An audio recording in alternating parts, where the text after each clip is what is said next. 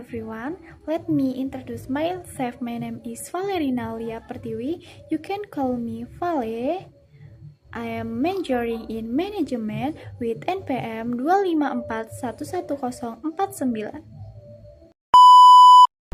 Pada kesempatan kali ini, aku akan membahas dua konsep penting yang menjadi dasar dalam memahami cara kerja pasar, yaitu perilaku konsumen dan perilaku produsen. Yang pertama, aku akan membahas tentang perilaku konsumen. Menurut Menkeu, konsumen adalah individu atau rumah tangga yang mengkonsumsi barang dan juga jasa untuk memenuhi kebutuhan dan keinginan mereka. Tujuan utama seorang konsumen adalah memaksimalkan keputusan atau utilitas dari pendapatan yang terbatas. Setiap hari, konsumen dihadapi pada berbagai pilihan. Seperti mereka bingung mau beli barang apa, dalam jumlah berapa, dan kapan waktu terbaik untuk membelinya. Namun, keputusan ini tidak bisa diambil sembarangan. Ada dua faktor utama yang selalu dipertimbangkan. Yang pertama ada preferensi atau selera, yaitu kesukaan dan prioritas setiap individu terhadap suatu barang. Misalnya, ada orang yang lebih suka membeli kopi dibanding teh, atau memilih pakaian branded dibanding produk lokal. Yang kedua, batas anggaran, yaitu keterbatasan pendapat yang dimiliki. Karena uang kita terbatas, maka setiap keputusan membeli harus disesuaikan dengan kemampuan finansial. Dari kombinasi dua hal ini, selera dan anggaran, konsumen akan memilih kombinasi barang dan jasa yang memberikan keputusan tertinggi. Contohnya, bayangkan seorang mahasiswa yang memiliki uang 100.000 untuk kebutuhan sehari-hari. Ia harus memilih antara membeli makanan enak di luar atau makanan sederhana tapi bisa menonton film bersama teman-teman.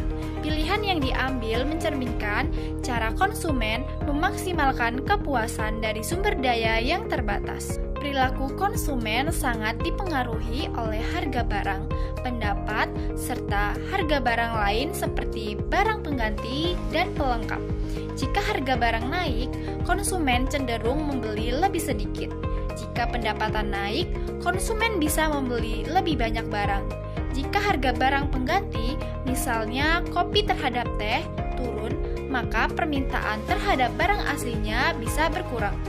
Contoh lainnya, saat harga BBM naik, biaya transportasi ikut meningkat. Konsumen mungkin memilih menggunakan kendaraan umum atau berhemat dalam konsumsi lain. Inilah yang disebut efek substitusi dan efek pendapatan.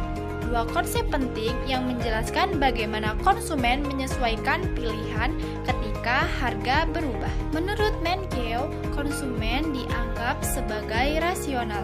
Artinya, mereka membandingkan manfaat dan biaya dari setiap pilihan, lalu memilih yang memberikan nilai terbaik dalam ekonomi. Keputusan ini diukur dengan utilitas. Semakin tinggi utilitas, semakin puas konsumen. Namun, dalam dunia nyata, konsumen tidak selalu rasional sempurna.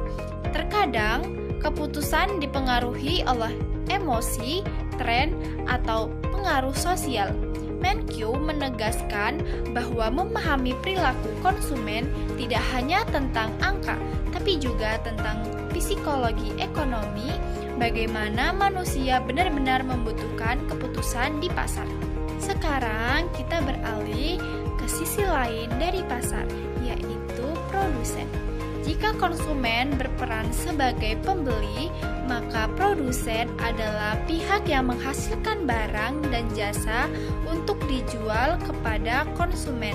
Menurut Menkeu, produsen menggunakan input seperti tenaga kerja, modal, tanah, dan juga teknologi untuk menghasilkan output berupa barang dan juga jasa. Tujuan utama produsen adalah memaksimalkan keuntungan untuk Untuk mencapai tujuan itu, produsen harus membuat beberapa keputusan penting, di antaranya yang pertama, berapa banyak barang yang akan diproduksi, yang kedua, berapa banyak tenaga kerja dan bahan baku yang akan digunakan, yang ketiga, teknologi atau metode produksi apa yang paling efisien. Contohnya, pabrik roti harus memutuskan berapa banyak roti yang akan dipanggang setiap harinya. Jika mereka memproduksi terlalu banyak, sebagian bisa tidak laku dan menjadi rugi. Namun, jika terlalu sedikit, mereka akan kehilangan kesempatan untuk mendapatkan lebih banyak keuntungan. Disinilah pentingnya analisis ekonomi untuk menemukan jumlah produksi yang paling efisien. Menkyu menjelaskan bahwa produsen selalu berhadapan dengan biaya produksi, yaitu semua pengeluaran yang dibutuhkan untuk menghasilkan barang. Biaya ini bisa berupa biaya tetap seperti sewa tempat atau mesin, biaya variabel seperti gaji pekerja atau bahan baku. Produsen akan selalu menambah produksi selama keuntungan bertambah. Margin revenue lebih besar daripada biaya tambahan, margin cost. Namun, ketika biaya tambahan sudah lebih tinggi, produksi akan diberhentikan agar tidak rugi. Selain itu, teknologi produksi juga berperan sangat penting. Dengan teknologi yang lebih baik, produsen bisa menghasilkan lebih banyak dengan biaya yang lebih rendah.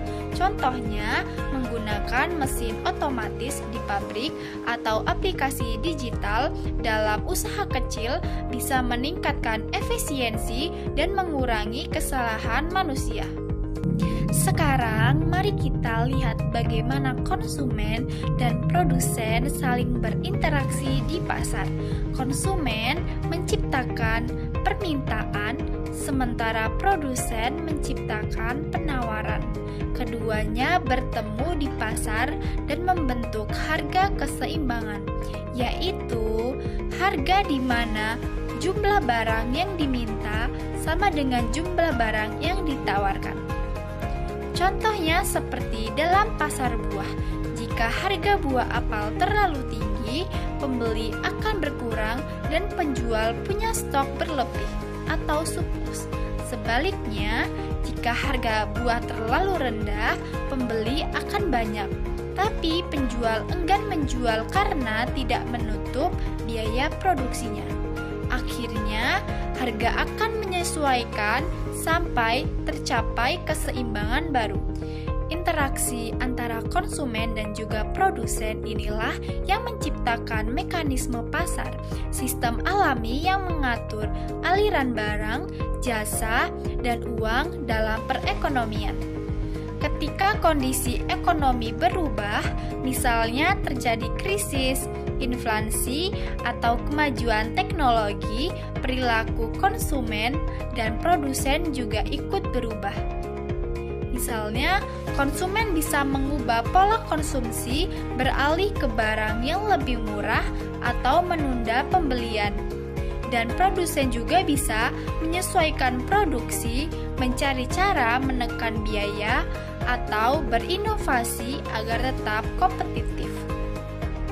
Perubahan ini menunjukkan bahwa pasar bersifat dinamis dan keseimbangan harga bisa berubah sewaktu-waktu, tergantung situasi ekonomi dan kebijakan pemerintah. Jadi kesimpulannya, perilaku konsumen menjelaskan bagaimana individu membuat suatu keputusan untuk membeli barang dan juga jasa guna memaksimalkan kepuasan dari pendapatan yang terbatas. Perilaku produsen menjelaskan bagaimana perusahaan menggunakan sumber daya untuk menghasilkan barang dan juga jasa secara efisien demi memaksimalkan keuntungan. Keduanya saling berinteraksi dan bertemu di pasar untuk menentukan harga dan jumlah keseimbangan. Thank you for watching. See you in the next video.